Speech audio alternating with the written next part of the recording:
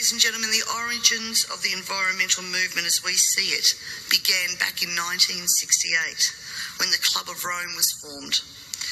The Club of Rome has been described as a crisis think tank which specialises in crisis creation. The main purpose of this think tank was to formulate a crisis that would unite the world and condition us to the idea of global solutions to local problems.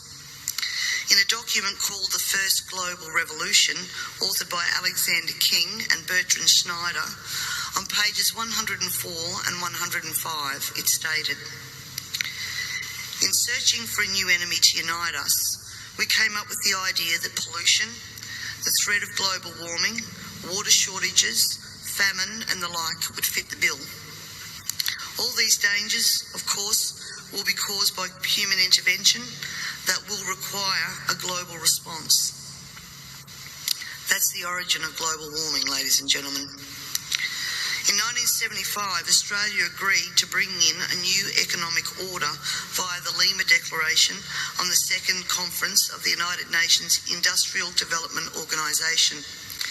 The outcome of this was, as I said, the Lima Declaration, which was a blueprint for the redeployment of tools, jobs and manufacturing to the developing nations, leaving countries like Australia short of technology, a manufacturing base and jobs.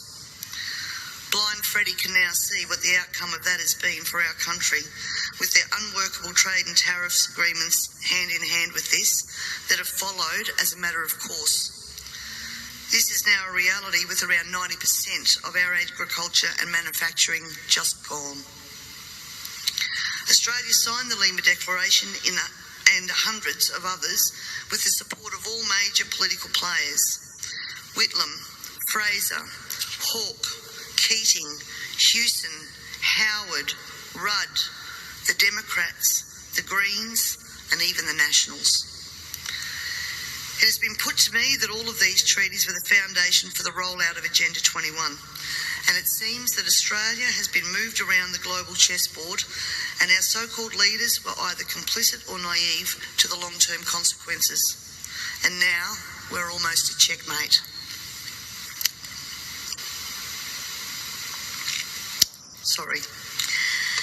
In 1992, former President of the United States, George Bush Sr. said, "Effective execution of Agenda 21 will require a profound reorientation of human society, unlike anything the world has ever experienced.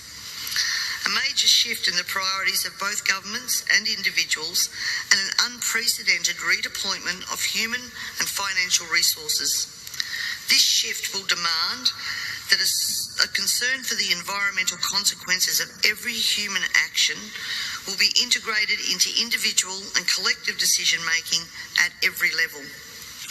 Cutting through the code, I want everyone to consider what the words "profound reorientation of all human society" and "unprecedented redeployment of human and financial resources" actually means. For everyone here tonight not familiar with Agenda 21, I would suggest that this is the beginning of your learning curve, not the end. In 1992, Maurice Strong, Secretary General of the UN Earth Summit and member of the Club of Rome, said, "It is clear that current lifestyles and consumption patterns of the affluent middle class, involving high meat intake, consumption of large amounts of frozen convenience foods, use of fossil fuels, ownership of motor vehicles, small electrical appliances, home and workplace air conditioning, and suburban housing are not sustainable." Put those statements together with the previous one, and it must become clear that Agenda 21 is about controlling every aspect of our lives: how we eat, what we eat, how much we eat, how we move around, food production, the amount of food, and where we even live. Dixie Ray, former Washington State Governor and Assistant Secretary for Oceans and International Environmental and Scientific Affairs, stated, "Agenda 21 seeks to establish a mechanism for transferring the wealth from citizens to the third world. Fear of environmental crisis would be used to create a world government and UN central direction. From a report in the 1976 UN's Habitat I conference, land cannot be treated as an ordinary asset, controlled by individuals and subject to the pressures and inefficiencies of the market. Private land ownership is also a principal instrument of accumulation and concentration of wealth, therefore contributes to social injustice.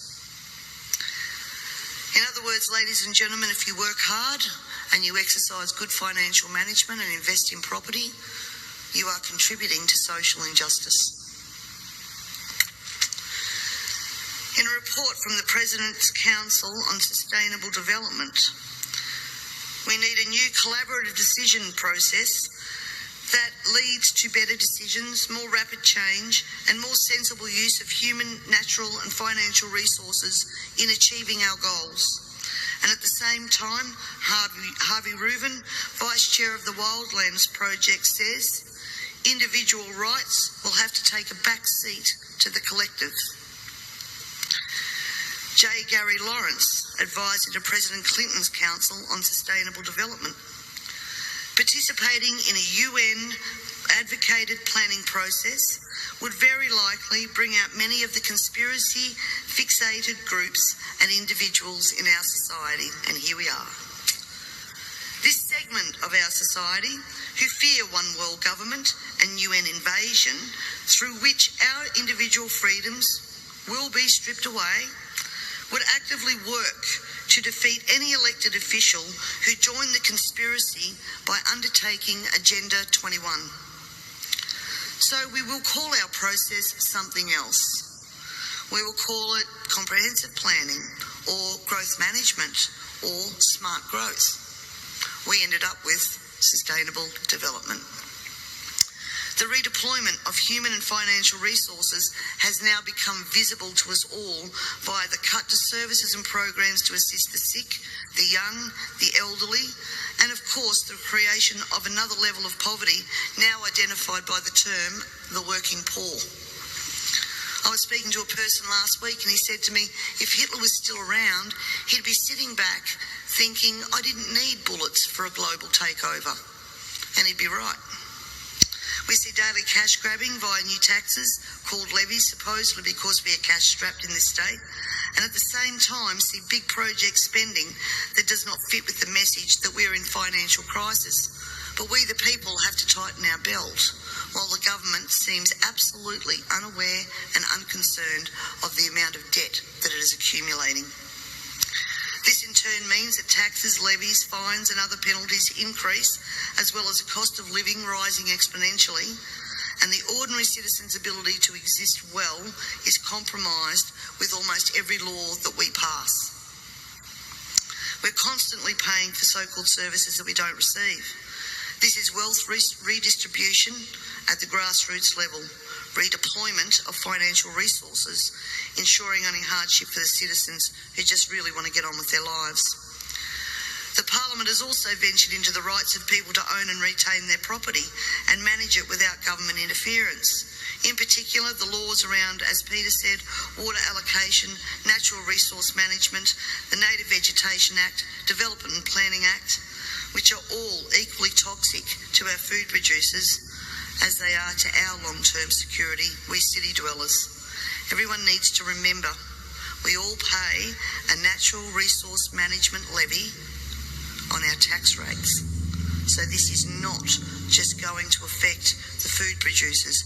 The intrusions into our property that Peter was talking about that land producers are going through will roll out into the suburbs and into the city because they have the authority to do that.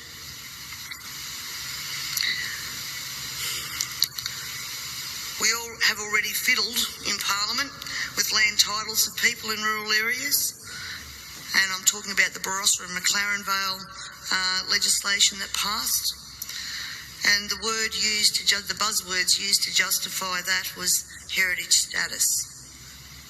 At the same time that our right to own and manage our land, have access to water, produce adequate food to ensure that our only option is not to consume often toxic and substandard food from places like China, This government has been working overtime to take away our rights to common law through many pieces of legislation. Common law is what guarantees us an ability to correct injustices. This coming year, I promise you, you will also hear debate over a number of pieces of legislation that will further erode our common law rights. And you have to get behind me on this, ladies and gentlemen, to stop this from going through. As Agenda 21 became more and more apparent to me, I began using the line in Parliament that government was now declaring war on its own citizens. And that goes back as far as 2008. This, of course, led me to being labelled a conspiracy theorist. But here we are now, openly talking about Agenda 21 and the ramifications we will see in a short period of time if this is not stopped in its tracks. Let me just say that I often hear we cannot stop what is happening. Two-party preferred system, vote Labor, vote Liberal, what does it matter? And in fact, that's probably true for the House of Assembly, because that's where government's formed. But ladies and gentlemen, here in South Australia we have the Legislative Council, the House of Review. And my friends, that is where the true power does lie. And the last thing that governments want you to understand is that no matter who is in power, the Legislative Council is there for checks and balances.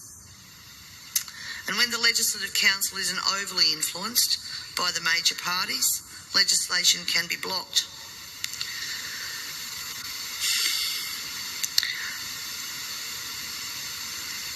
Remember, on most of these policies that I've spoken about here today, there has been bipartisan support for everything that has gone through.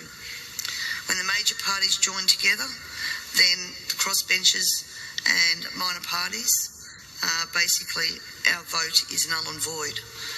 The way to avoid that is to make sure that when the major parties do join together, they don't have the numbers.